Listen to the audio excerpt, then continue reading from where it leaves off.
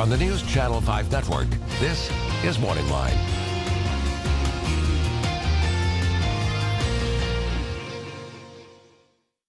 Good morning, everyone. Thanks for joining us on MorningLine. Nick Barris here on a Tuesday. Ready, raring to go. We're going to be talking politics again today, as we're going to do quite frequently between now and November. I hope you don't mind. There's other things we'll discuss. We've got a whole week of shows.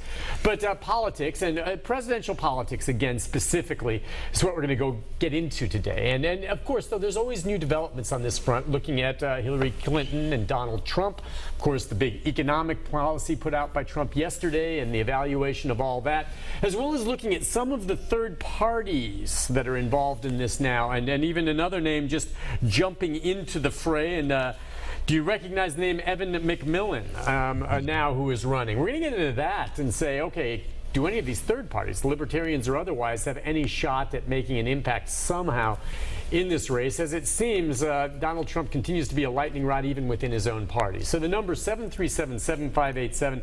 If you want to jump in specifically, probably you can ask questions or share your opinion on what we've seen.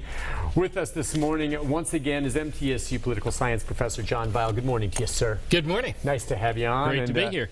Back a week later, and just thought we'd hit you up on what we see to this point right now. And first, just with regard to Evan McMillan, neither of us know very much about him. He's a former CIA officer, congressional aide, who as of Monday has kind of started a quirky campaign of himself to run for president. Fact is, he can't get on all the ballots. I think that would be a good party name, the Quirky Party. I think it would appeal particularly to college professors, but maybe to others as well. Well, it may just work for him. It sure might. I mean, we've got his name jumping into the fray now. Realistically, with someone like this coming in, is that more of a symbolic thing as we see others? And then even with the libertarians, and many of them will show up on several of the ballots around the country, these different parties, the Green Party, the Libertarian Party, Constitutional Party of the U.S. We haven't talked much about that. Is it because they have no chance? Most third parties, to have a chance, have to have a strong regional base. And so they tend to be sectional parties. Strom Thurmond in 1948 captured several states. Okay. George Wallace in 1968. Theodore Roosevelt in 1912 actually captured more votes as a progressive candidate than the Republican Party, which had won the nomination with William Howard Taft. Okay. And of course, splitting the party ended up with Woodrow Wilson becoming president. But typically, if a party like the Green Party or the Libertarians have 5 or 10% of the people, maybe at most, in any one state who support them, that's not going to be enough to win the state and to give them any electoral votes. Now, is there a case that can be made that any of these parties and these this other candidate just gets in, McMillan, can impact the race somehow by maybe pulling votes from one or the other of the Well, it happens, and a lot Ralph of Nader. I'm going to say it. A lot of people think that in the 2000 election, particularly in Florida, that Nader, who was, by the way, running as a Green Party candidate, siphoned enough votes away that Bush was able to win the state, at least with a little help from the Supreme Court. Right, exactly. But that's obviously a big deal. I don't know if that would apply here. If you have a question about any of these other third parties, but that's one reason we don't talk as much about them, because they're not going to be on all the ballots. Right. And the factor that they play. Well, in this year, I think what you're most likely to find, if you read the Green Party platform, it could have been written and may have been written by Bernie Sanders supporters. Okay. I mean, it's not only strong environmental, but it's very pacifistic in terms of U.S. foreign policy and the like.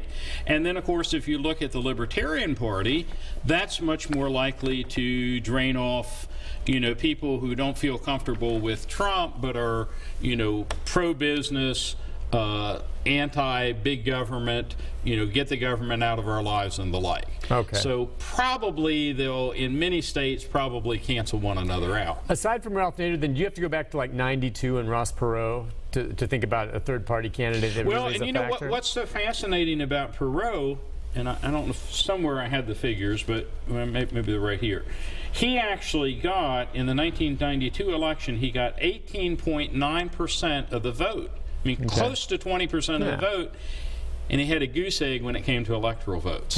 Because the votes, had he been a governor, of Texas and had Texas behind him, then he would have had a nice, nice hunk of electoral votes, but he didn't get any. Okay. See, that people forget the way that sets up. You can get percentages, but it comes down to the electoral votes. We don't have proportional representation. We have, single member districts and basically winner take all within states. All right.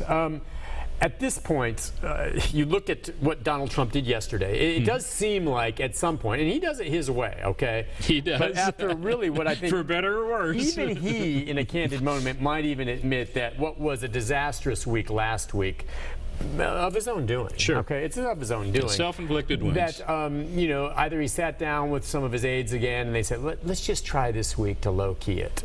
And so he's going to try to do that, and he came out with his economic proposal yesterday. Do you notice a change in tenor, and do you think that if there is one, it's going to last? It's hard to imagine Trump not being Trump and still having the appeal that he, part of his. He has to be what he is. Part of his appeal is, he's not the standard politician, but he's probably pushed it too far, and I think it's wise to try to recalibrate. I think there were a lot of elements that could be criticized or approved in the speech yesterday, but it was fairly substantive. Now, it turns out he got hit on the same day with, a whole raft of former Republican foreign policy advisors saying that they're concerned about his foreign policy. But he himself pretty much stuck to the message yesterday. So what does that mean when time and again we see many, and some would say, well, that's the establishment, and that's why we're after Trump. We don't care about the establishment. Sure. But you have, as you said, the national security issues and all of this, and some very, very respected key members of the Republican Party. Every day it seems like another one is abandoning ship. Well, in terms of party unity, it ain't there. The difficulty in the United States is we're not just electing our own president. Mm-hmm. We're effectively electing the leader of the free world. And one almost longs for a simpler time when what happened, although, historically what's happened in the United States has been of world importance ever since 1776. Mm-hmm. I mean, we've inspired revolutions and, the ideals of democracy and republicanism throughout the world. But, when you're basically the only superpower left, there's a level of responsibility there which, certainly, gives an advantage to someone who's been a former Secretary of State or Senator or something, as opposed to a neophyte. So what did you think the impact was yesterday from that group of, what was it, national security advisors and others from the Republican including Party? Some ex-CIA directors and the like. I think it's of concern to the Republicans. It's hard to know exactly what to do about it.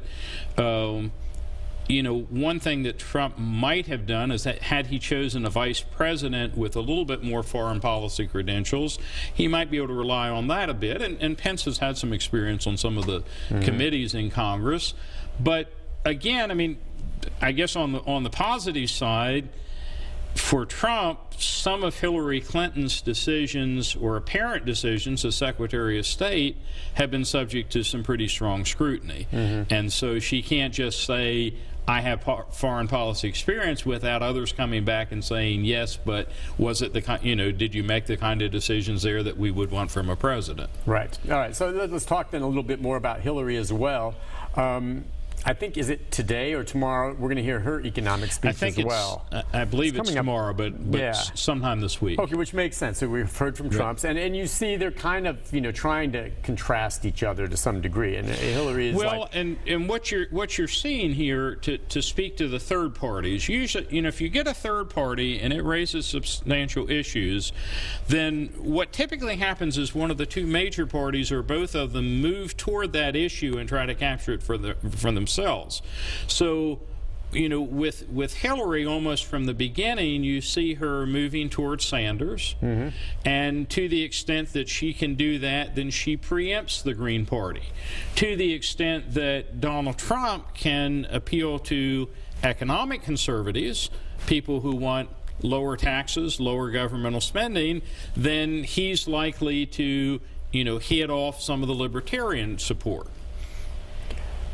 The one thing that, as I was looking at Trump, and I'm waiting to see what Hillary comes up with, is the evaluations after the fact, hopefully from independent economists that are going to look at what he proposed. Right. Initially, some of his early things, I mean, even I think it was one of John McCain's economic advisors said it would have created, billions more in debt. Now, it seems like since then, Donald Trump came back and did recalibrate what he presented as to whether or not if what he proposed really went into effect. And we all know whatever either of these folks propose is going to have to go through Congress as well. Sure. But that, is it ultimately going to be good for a country? It's always great when you hear a candidate say, I'm going to lower your taxes. Who doesn't like to hear that? Right. The truth is, one, will it really happen? And two, if it does, is it really the best thing? Well, and of course, both candidates seem to have quite a bit of spending in mind, particularly on national infrastructure.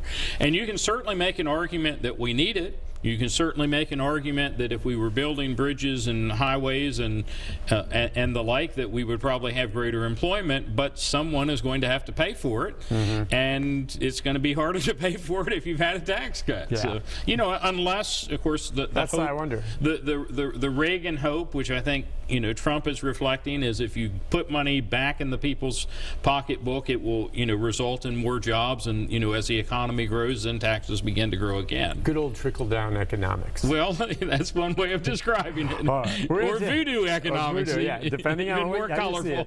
All right, listen, on that note, we'll take a break. When we come back, we're going to delve more into what we expect from the two candidates, as well as the very latest on the polls, which I always say, you know what, I don't put too much into it, but when gaps get large, as they have here, you have to pay attention. It certainly got Donald Trump's attention. So we'll be back talking more about that. And if you want to join in, your thoughts on where this presidency is going, 737-7587. Back with more right after this.